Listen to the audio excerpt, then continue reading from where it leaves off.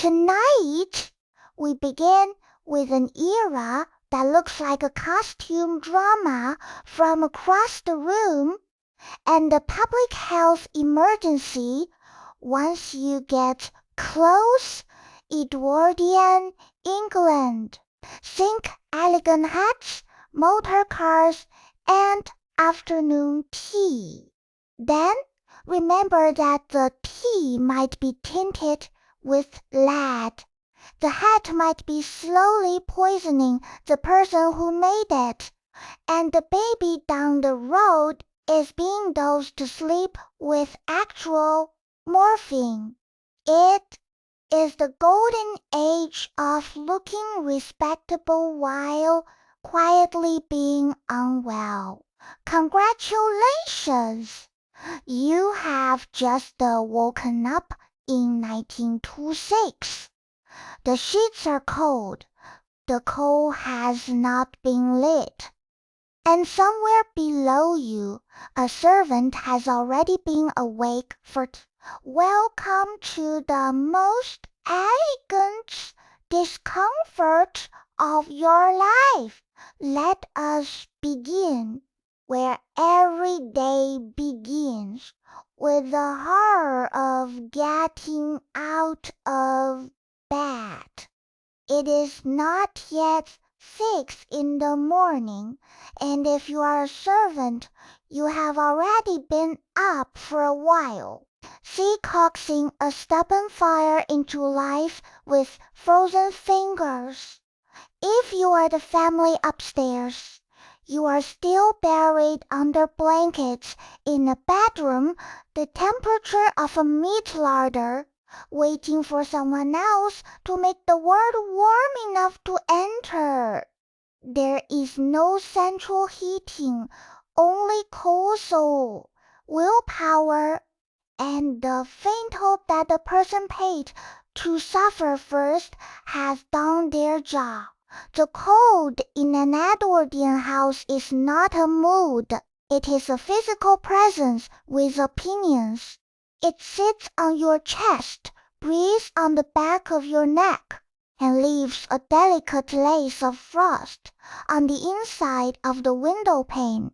Your breath hangs in the air above the bed in a small private cloud, and the water in the washstand jug has developed a thin, offended crust of ice overnight, and now, with your body barely thawed, it is time to make yourself presentable, which in this era means reaching for a small pot of something beautiful and quietly toxic.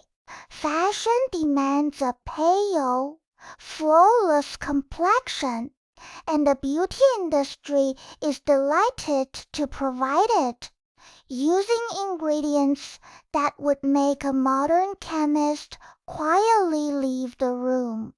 Face powders laced with lead, complexion wafers that proudly advertised arsenic as the active ingredient, all promising to make you glow, and glow you might just Hannah his towel, right up until the point where the glow becomes a symptom.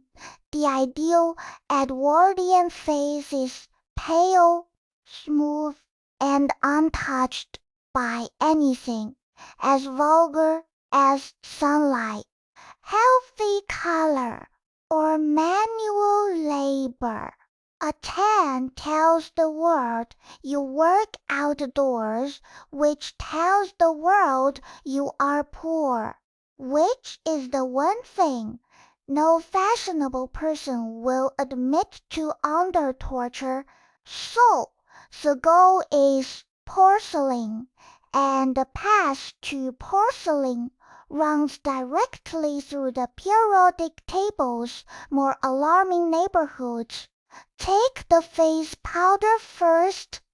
Many of the whitening powders sold to respectable women contained lead, prized because it clung beautifully to the skin and produced exactly the smooth, matte, ghostly finish everyone wanted.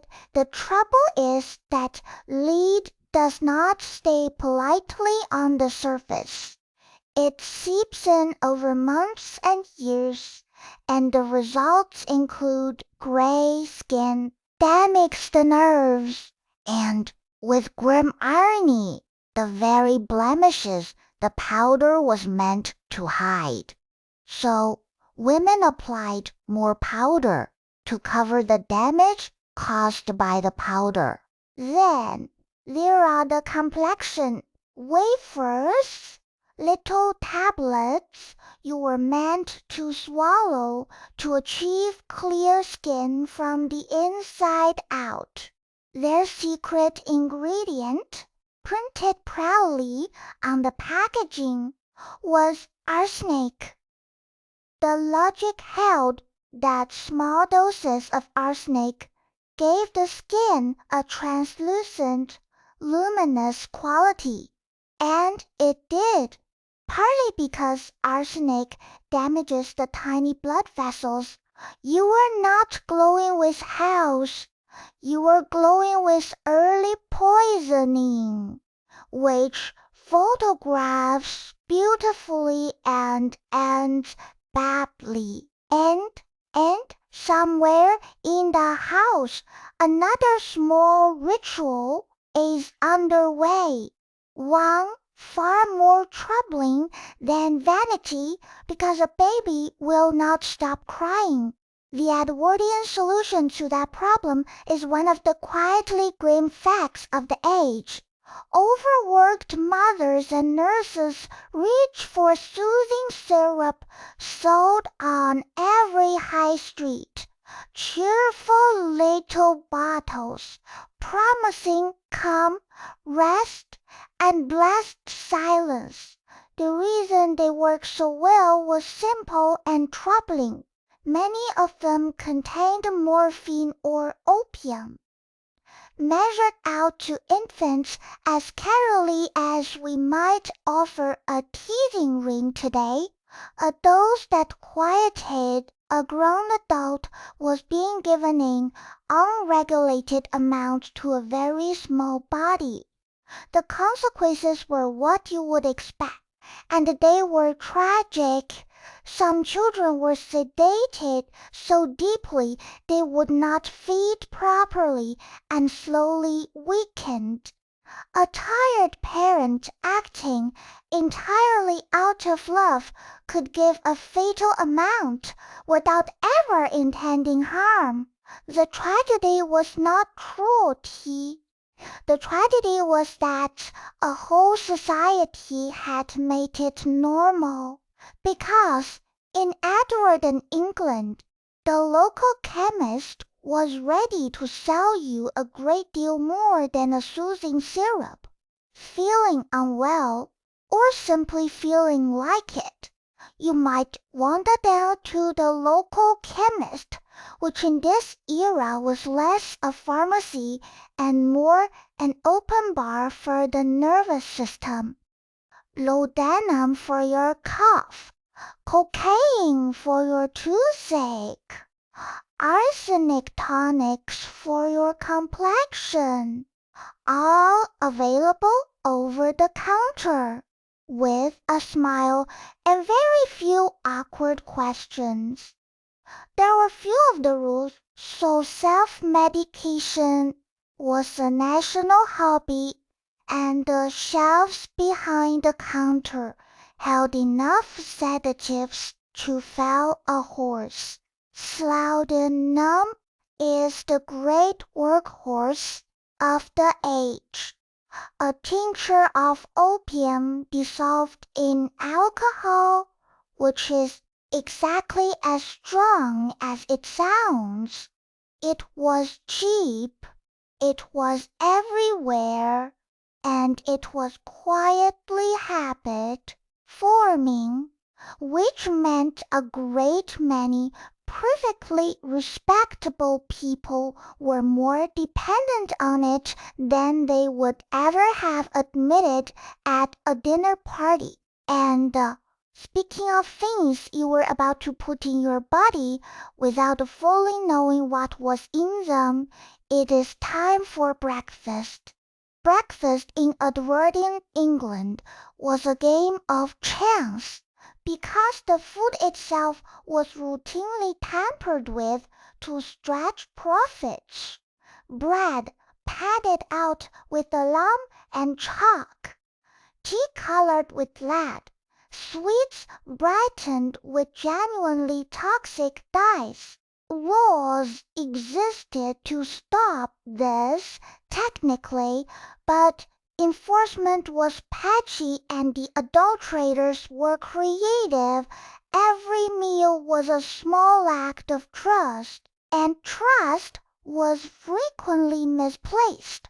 The guiding principle of food adulteration is beautifully simple. If a food is expensive, mix it with something cheaper and sell it at the same price. If the cheaper thing is inedible or mildly poisonous, that is a problem for the customer's future, not the grocer's present. To make flour go further and look whiter, bakers were known to add alum. Chalk and even plaster of Paris made appearances too, turning the daily loaf into a building material with delusions of grandeur. And of everything on that table, the single most dangerous item was almost certainly the one poured innocently into the tea. If breakfast worried you, wait until you meet the milk in a world without reliable refrigeration. Milk traveled slowly, sat warm for hours, and arrived carrying whatever it had picked up along the way to keep it from churning. Some sellers added preservatives like borax or formaldehyde, which is a substance more commonly associated with preserving the dead for infants and the poor. Contaminated milk was not a punchline. It was one of the great silent killers of the age. Cows themselves could carry bovine tuberculosis, and that infection could pass straight into the milk. Pasteurization existed as an idea, but was far from universal.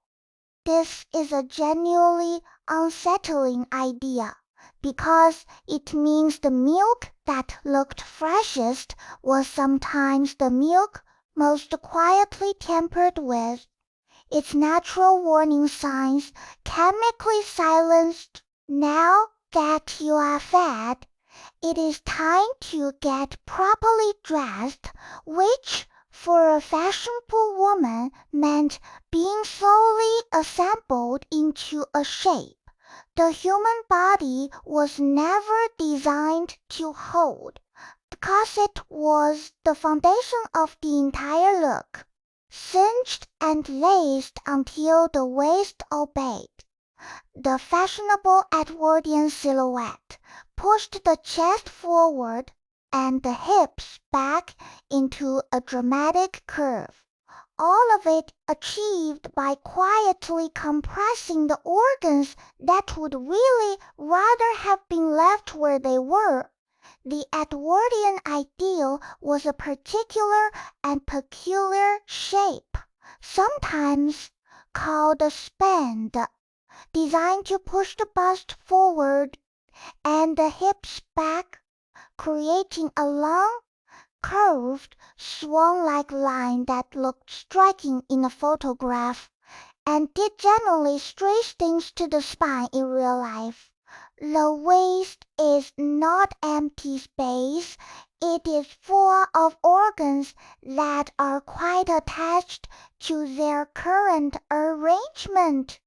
Compress it hard enough over years, and those organs are pushed and reshaped. This is the real reason for one of the great cliches of the era, the fainting woman reaching for her smelling salts.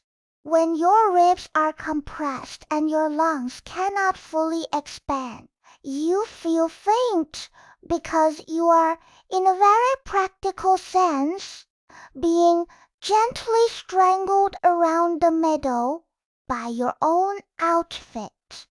The fainting couch was not a decorative flourish, it was a piece of safety equipment, and the moment you step outside for a breath of fresh air, you will discover that fresh is not a word that applies to Edwardian air at all. The Edwardian city ran on coal, and the air was thick with the smoke of a million chimneys and factories. On bad days, the fog turned yellow and heavy, so dense you could lose sight of your own feet. So filthy, it stained buildings black and settled into lungs for good, and they called it a pea supper, a charming name for something that was slowly ruining everyone who breathed it in. This was not the soft grey mist of a country morning. This was a thick, yellow-brown sulphurous soup that smelled of coal and sat in the streets like an unwelcome guest who would not take the hint.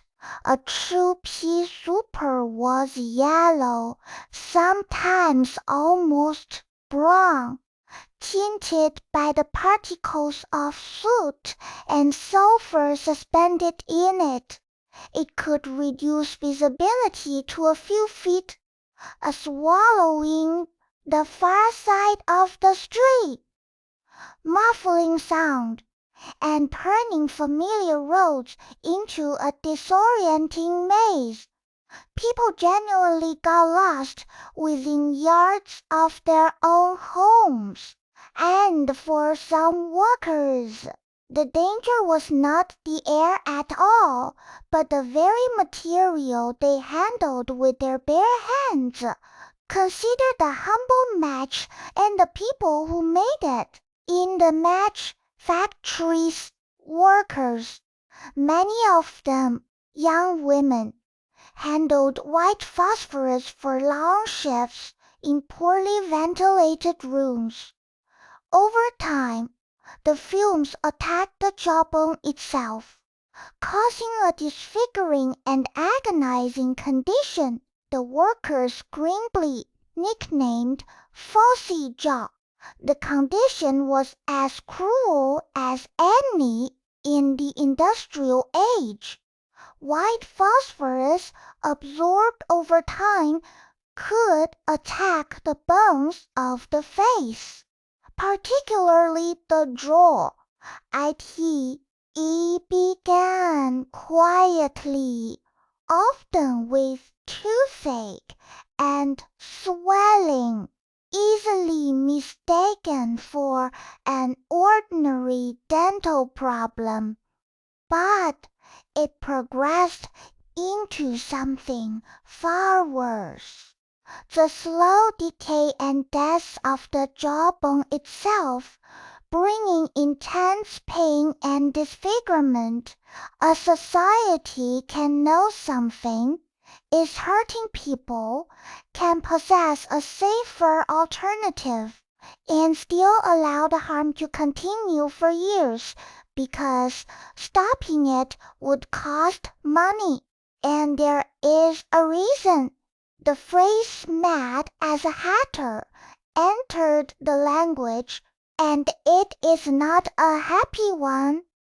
Making fashionable felt hats involved treating fur with mercury compounds, and the workers who did it breathed the fumes day after day. Over time, the mercury attacked the nervous system, producing tremors, confusion, and the slurred speech. The hats looked marvelous. The people who made them paid a price that no one bothered to print on the label. To make the fur match better properly into felt, workers treated it using a solution containing mercury in a process sometimes called keratin, so named because it turned the fur an orange color. As the treated fur was steamed and shaped, mercury vapor rose into the air, and the workers breathed it in continuously. They developed tremors, a trembling of the hands that could grow severe enough to interfere with the very fine work their trade required. They suffered changes in mood and personality, becoming irritable, anxious, and withdrawn. The wider world did not respond to the sight of poisoned workers with alarm and reform. It responded by turning their affliction into a figure of fun, a colorful expression, a stock character of eccentricity. If you fell genuinely ill, the treatments on offer ranged from useless to actively hazardous.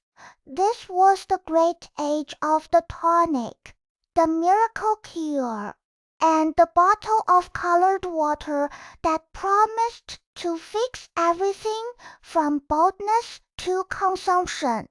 Some patent medicines contained alcohol, some contained opiates, and as the years went on, some proudly boasted the newly discovered magic of radium.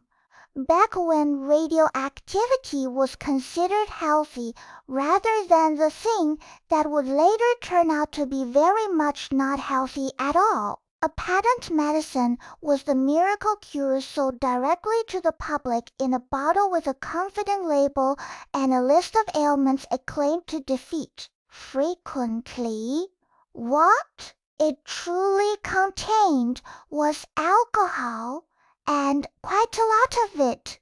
Many a respectable person, who would never dream of visiting a public house, doused themselves several times daily with a house tonic that was, in practical terms, a strong spirit with some flavoring.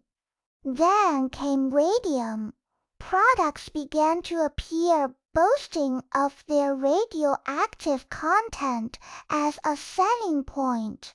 The whole patent medicine trade trusted on a simple and powerful thing, hope, and for those who could not work at all, the era held one final institution, feared above all others, the workhouse.